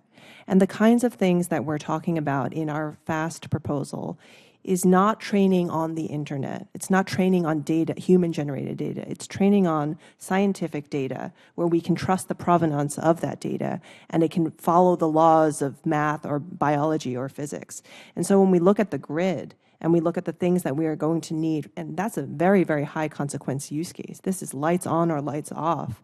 We need to 100% have trust in where the data is coming from to train this and what. Assuming it's trustworthy data, my point is analyzing massive data about how the grid is operating will enable us to operate it more efficiently. Is that correct? Yes, we think that there is a huge use case on using AI to look at how we control massive systems like the electric grid. Thank you. Final point, and we've touched on this, we just did, Mr. Kaushik, how much talent are we losing because of our not very functional immigration system? And, the quote from Lee Kuan Yew, who's a genius, is very appropriate. But my sense is, it used to be a lot of foreign students were coming to the U.S., they'd get a graduate degree from Stanford or Notre Dame or NYU, and they'd stay. Now they're leaving. Now we're making it harder for them to stay. How do we open up this system safely? I understand there's security concerns, but my sense is we're losing a lot of talent. Certainly, Senator. I think there was a recent study that was done which found that over 50% of AI PhD graduates who leave the country cite that as the reason why they are leaving the country. Because of the immigration law. Yes. So there's a pile of talent who we're chasing away. Correct. And many of them are from nations which we consider as partners and allies. Right? And I think that is something that we have to recognize, that there is a breadth. So we're doing this not only to Chinese people or Russian people, but we're doing it to Australians or people from France or Germany. Correct. That's just crazy. That is totally the case. In fact, the CCP recognizes this, and I'm going to give you some quotes directly from them, where commenting on the U.S. retention of Chinese STEM students, I'll just say, the head of CCP's Central Talent Work Coordination Group complained that the number of talents lost in China ranks first in the world. But now, if you look at their data, granted all the issues in their data, the fraction of the Chinese students who are returning home is increasing. Despite long-term stay rates, like if you look at students from the PRC who graduated from U.S. universities in 2015, over 90% of them are still in the United States. But that number is declining overall. Especially at the undergraduate level, it's declining a lot. State-run consulting firm wrote in an AI policy white paper in China that U.S. restrictions on immigration have provided China opportunities to bolster its ranks of high-end talent. Brilliant. So these are direct quotes from the Chinese Communist Party. I mean, really, shouldn't we, assuming sufficient security analysis, shouldn't we just staple a green card to diplomas? I think, Senator, that's a worthy consideration. I would say that we do need security provisions attached, like some of the provisions that were under consideration during the CHIPS and Science Act, for instance, of applying sanctions to people who are found guilty of economic or industrial espionage or academic espionage. I think that is something that we should deal with that, and that's a small percentage. Correct. In terms of gaining a huge amount of talent that will drive this country into the future. I think what you're saying is absolutely right, and this is what Bill Evanina, who was the former counterintelligence chief in the previous administration, also said, that we bring about 350,000 Chinese students here every year. We have very liberal student visa policies for them. About 1 in 1,000 of them are bad faith actors. And so we need that scalpel-based approach to remove that 1 out of 1,000 rather than shutting the door on all 350,000. And I think that is the right approach that the Trump administration took with its presidential proclamation 10043 and NSPM 33 and the likes. I think there are obviously still a lot of issues that we need to deal with, and that can be done. At the same time, I think it was Senator Cantwell who said during CHIPS and Science that either we recognize this problem today or we will wake up in 10 years and China will be ahead in everything and we'll have no time to work on it. Thank you. Thank you, Mr. Chairman. Thank you. Senator Murkowski. Thank you, Mr. Chairman, and thank you to those of you who have been part of the conversation here this morning. Mr. Chairman, I want to thank you for your leadership and inviting me to join you with the Department of Energy AI Act that we're working to advance to make sure that DOE has the tools that are necessary to really leverage some of the benefits here of AI. I look forward to being able to advance that and also to be supportive of the measure that Senator Daines is introducing, the DOE Quantum Leadership Act of 2024. I think all good measures that just add to the toolbox here. Senator King, I sit in just amazement of what you shared, although I will say that the shooting of Dan McGrew was still one of Robert Service's finer pieces of works, and I think he would have been offended by the hooping it up in the Malamute Saloon. Yeah, we could go on, and I'll regale you with my Robert service. It's one of my favorites, so you made me smile here this morning. I want to ask a little bit more about application of these technologies. There's been a lot of focus in the committee here on national defense, competitiveness issues, power grid resilience, Senator King mentioned efficiencies.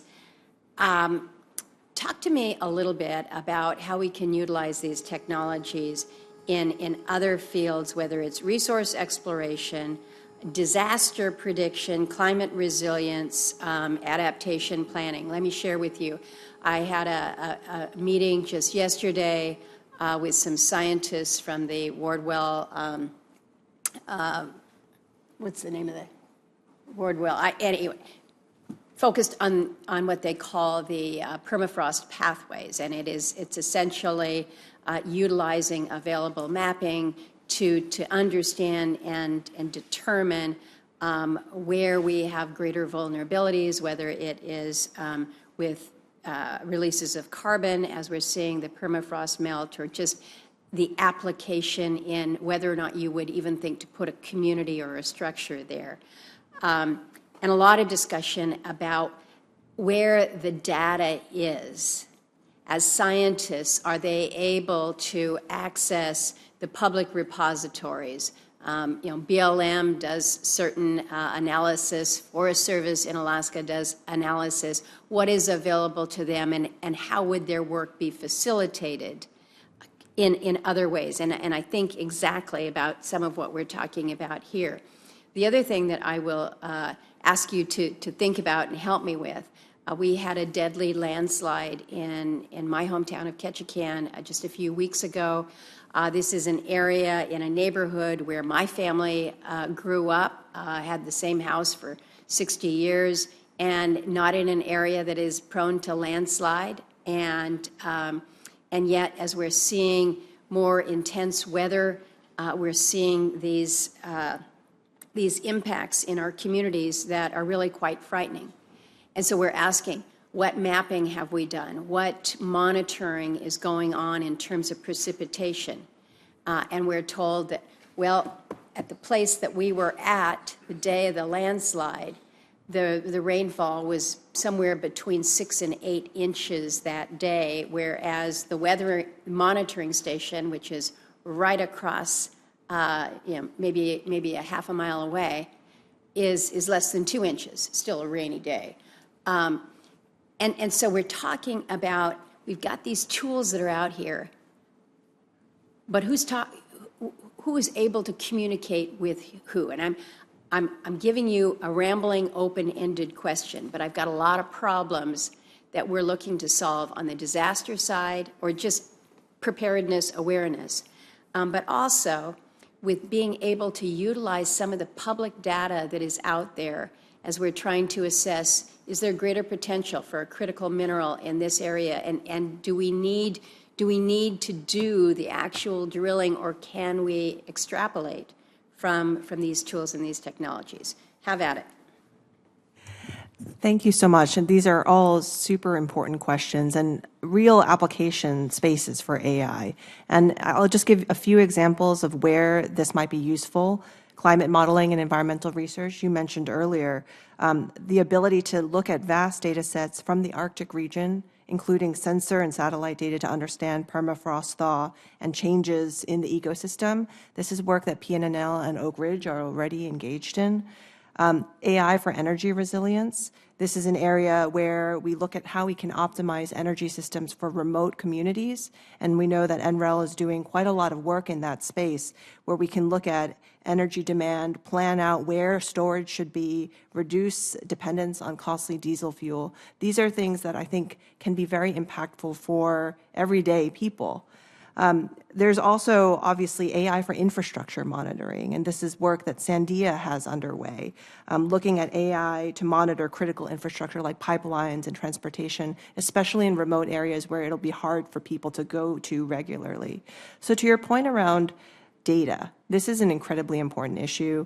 We talked a little bit about what we are doing on AI and permitting data, especially NEPA data, making it AI ready. I think it was millions and millions of pages that we were able to make AI ready so that it could be used more broadly for tools and application development. I think there is an opportunity to do this across this entire spectrum, from climate data, energy data, the whole grid, the grid questions here, and knit them together. And that is part of what we are thinking about through FAST. How do we get all of these different stores of data we collect as well as public data, and make them actually useful? Because I think poems are great, and these tools that we have commercially available today are really great for efficiencies, and they're really great for language. But the kinds of problems that we have are going to be hard scientific problems that will then need to be applied to real-world situations. Well, I appreciate that, and I'm thinking about the application to the Department of Defense. Right now on Alaska's coastline, we have some older military assets that are greatly threatened by what we're seeing with coastal erosion.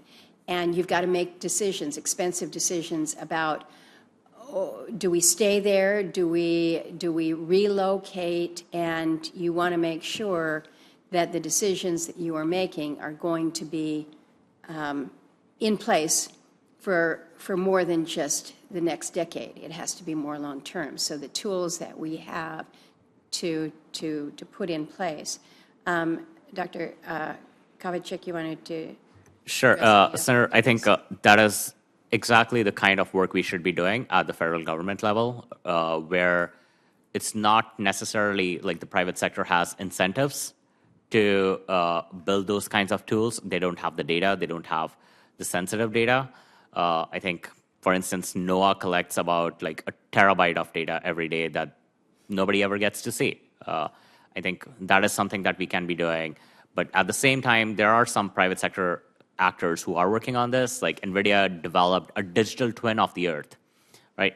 And what that allows them to do is conduct millions of simulations of extreme weather events compared to what we can today do, which is like just about thousands of simulations to see, to better predict the weather. I think another area where I think we need to think about what the national labs could be doing is like the Pacific Northwest National Laboratory is working on this idea called cloud labs, right? We've changed dramatically how we work in every sector since the Industrial Revolution. But science has still stayed the same. You go into a lab, you pipette your chemicals, you do it how you do it. A cloud lab allows you to automate how to do scientific discovery. You can run experiments at scale. They're more replicable. They can be run faster, more precision.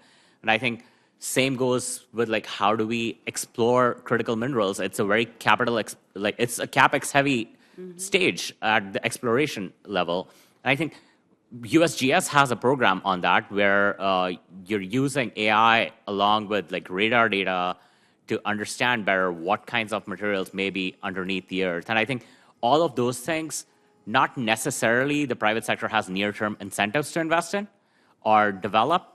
And I think those are the kinds of things that generally people look to the federal government for. Mm-hmm. Dr. Gleason? I just wanted to touch on something Helena mentioned, which is the data problem, and you touched on it as well. Making sure that data is AI ready is a huge undertaking. A lot of people underestimate the challenge.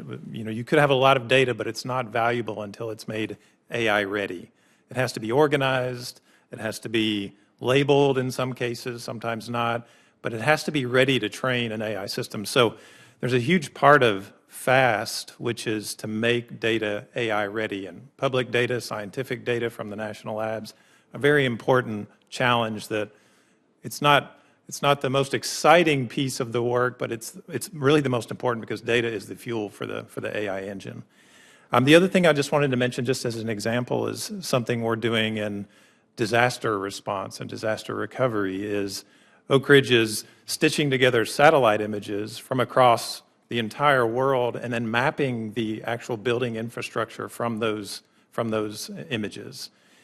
In fact, to the point where we're predicting some of the materials that those buildings may be made of from the spectral reflections in the information in the satellite image.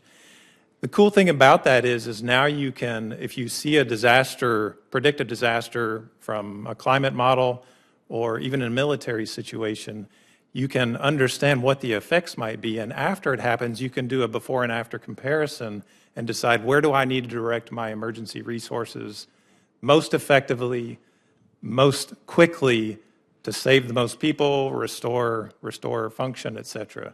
So AI is a huge tool to help those kinds of things that are connected to some of the things you mentioned earlier. Fascinating. On behalf of the chairman, the distinguished former governor and current senator from the state of North Dakota. Thanks, Governor. Appreciate it. Thanks to all the witnesses for being here. My question for all of you is, there's probably a lot of metrics we use to measure AI. What are the most relevant metrics? For example, if we're saying, okay, how do we compare to China or someone else in terms of where we are with AI? What are the metrics that we use to measure who's ahead and why it matters? And then my second question is going to be, how do we really manage the security, not only for ourselves, but how do we address the security issue for others that are developing AI, be it China or anyone else? And you've got this great workforce, and you get them, all trained up on this stuff, and they develop it. And I'm guessing there's a lot of folks from a lot of other countries that decide they want to hire them and are offering some pretty big wages and so forth to have them come over, and it may be for malign purposes. So first, the metrics, how you measure them, why it's important, and then the security aspects both for us here and for our adversaries, and particularly regarding the workforce that you're developing and training. Thank you so much for that question. These are all things that we are thinking very deeply about at the Department of Energy. On metrics, the AI executive order refers to how much power is used to train the model, or flops. So in the AI executive order, it refers to 10 to the 26th as the amount of power that's used to train some of the most powerful models that are here today. Now, is power, or the amount of money that you spend to train a model, a good metric for capability? That's just an input. It's imperfect. It's imperfect, and we recognize that. And I think what we are doing at the department across the interagency as well is thinking about what other ways of identifying model capability there are. I mean, one way to look at it is the data that's used to train the models. It's not always the size that counts, it's how useful that model is. And I will point to work that's underway across many of the national labs, but work that we're doing on red teaming of open source as well as proprietary models through our National Nuclear Security Administration. This is an area of intense work where we're pairing our data scientists with our experts in radiological and nuclear expertise to really understand how capable some of these models are relative to each other. And that's work that we hope to bring to the work of the AI Safety Institute to help inform that effort. More broadly around the workforce issues, I think this is incredibly important. We have a managed research environment within the DOE national labs to look at risk across a continuum. Of course, for classified work, we have extreme restrictions on that. We have a science and technology risk matrix that looks across different areas of critical and emerging technology, and we use that to help guide who works on what kinds of projects. We also screen foreign nationals who come into the labs. Now, to your point of, well, once they're in the labs, and what if they leave? What if they take that knowledge, the training, and go somewhere else, to industry or elsewhere? And I think that is part of the U.S. open ecosystem. We can't control where people go. We can take measures while they're in our system. And I think it calls for why the capabilities that we have at DOE attract talent from all over the world, because they're unique facilities. They're unique. We have people at the labs who come to the United States because of that facility, because of that supercomputer, or because of that neutron source. And the investments that we are making at DOE and our national labs continue to keep that center of gravity and that center of gravity for talent here in the United States.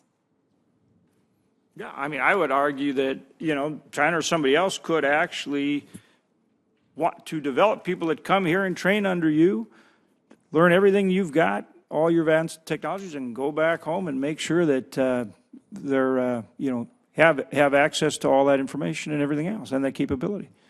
So I would say we are extremely clear-eyed about those threats, and that's why we have a managed research environment. That's why we work very closely with our Office of Intelligence and Counterintelligence.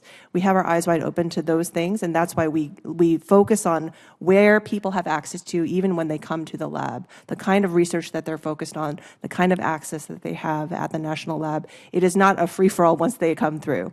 We have ongoing efforts underway. We have training. People understand what those risks are, and there's an ecosystem around our labs to make sure that we are managing those risks properly. Are you seeing people leave and go to other countries?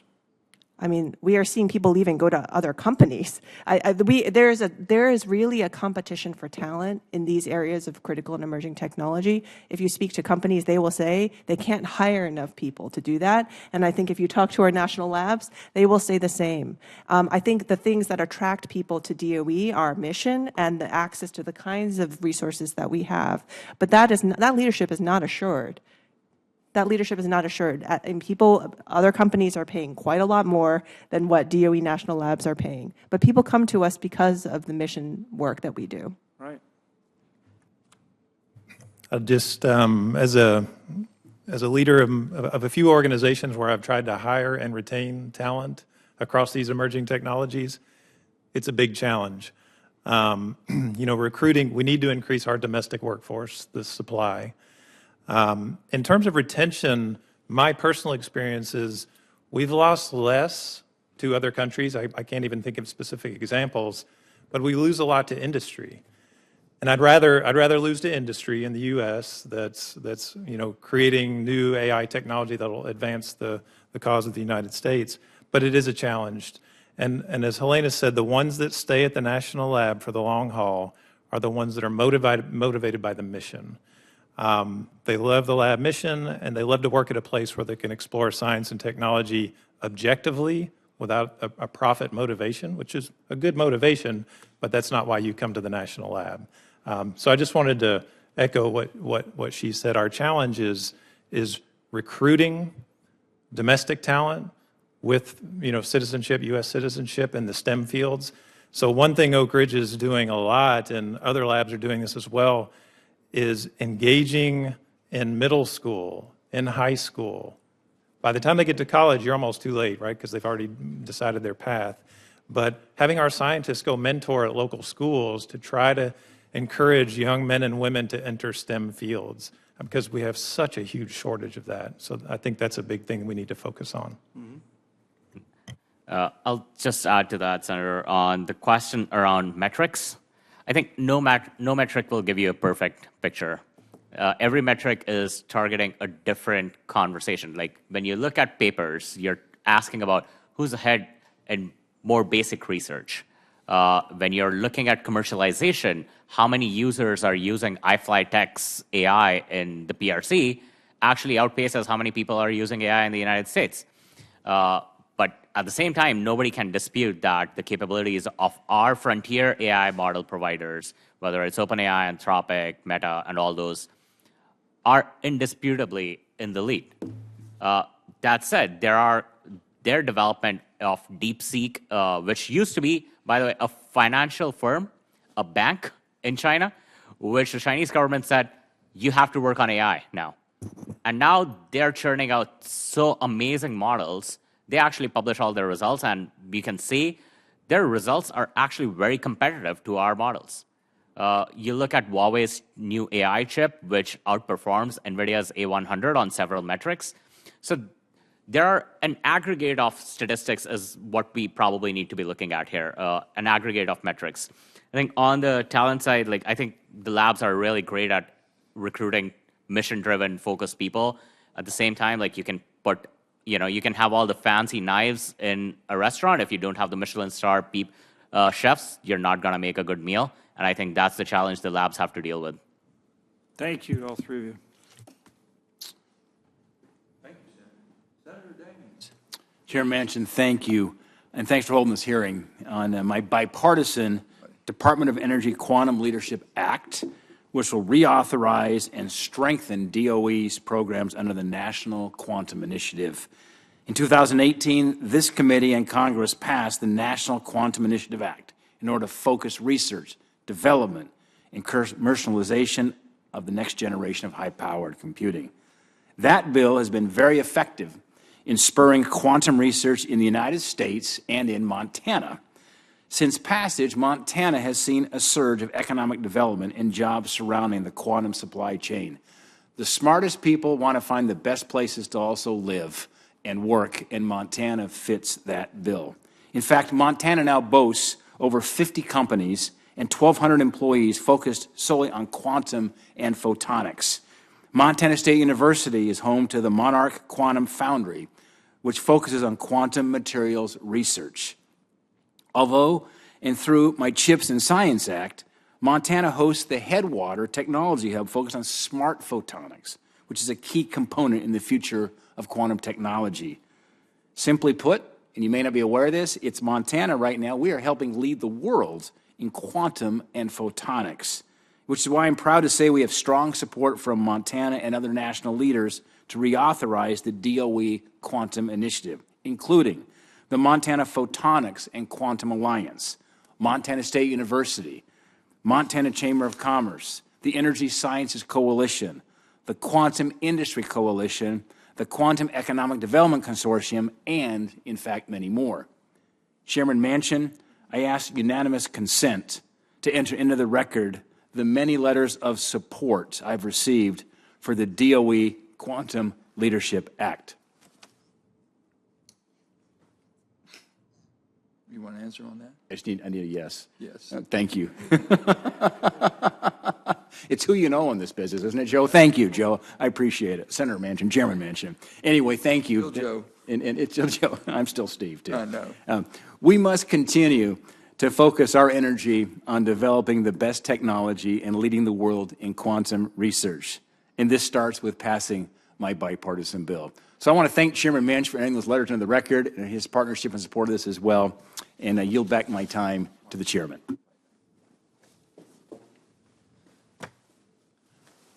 Thank you, Senator. Can you wait a second? One second. I'm going to take that. I'll see. Okay, go ahead. And I'll see. Okay. No, I want to make one. Okay. First of all, before I adjourn, and thank you all for a great job, and it was really wonderful. Just so much to do here. I want to make a clarification on. I know I put you all on the spot. I wasn't asking you to basically disparage on our sister NSF. What I was asking is, for the record, we wanted to avoid duplication when we did the CHIPS and Science Act. At the highest of DOE and the labs, and intended to do the same with AI and other emerging, we were trying to avoid that duplication. And DOE, the labs, we were working in that on their behalf. I want to make sure that we have that balanced approach, and we're not robbing from Peter to pay Paul and trying to reproduce the same thing again and dual application. I don't think any Democrats or Republicans want that to happen. So with your assurances that's not happening, and you have the resources, and you're working with the NSF to try and have a balanced approach, what they do and can do best for you to support what you're doing, and vice versa is what we're trying to make sure happens. And we just don't want you to think you have to be muffled on this if you want to speak out. This is a place to do it. But with that being said, I believe that this hearing demonstrated consensus that we need to continue investing and in leading these emerging technologies in a way that leverages DOE's assets to avoid reinventing the wheel, as we've said, or duplicating between agencies. We work to avoid duplication in the CHIPS and Science Act, and behest of DOE and labs intend to do the same here in AI. We also agree on the need to secure the research from foreign espionage, and I believe that Senator Barrasso and I prepared a solid bipartisan compromise with the Intelligence Committee to do just that in DAA, which will complement our efforts in this committee. It's a scalpel approach that protects our critical research while continuing our labs to leverage the best scientific minds in the world. We're concerned about not only the espionage that goes on, but also people that are working within, and we're training them to use it against us. But we understand the delicate thing you have to work with in a freedom-loving country that we are, and a democracy that we rule ourselves under. So members will have until close of business tomorrow to submit additional questions for the record, and the committee stands adjourned.